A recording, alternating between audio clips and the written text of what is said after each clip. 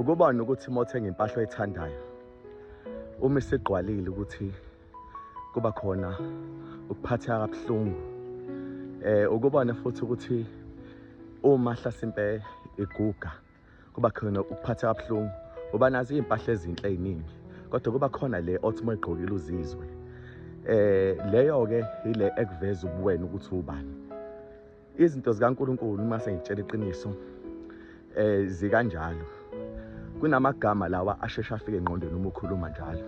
Kunalamagama lawa akhona ngaphakathi kuwena owathola uma ngabe usukhuphukile kakhulu ngomoya wafika kule level le uNkulunkulu athanda ukuthi ufike kuyona. Ngale nkathi usuke usugadla lapho usuke usunqoba usugudluza yonke into.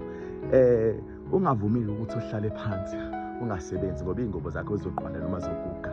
Kodwa qhubeka usebenze ngoba izinto zakho ziba zintsha ngaso sonke isikhathi. Abantu bakubona ngezambulo ezintsha. Uhlezi umusha ngaso sonke isikhathi. Hayi ngobuhle kuphela nangobuhle bamoya ngaso sonke isikhathi. Haleluya.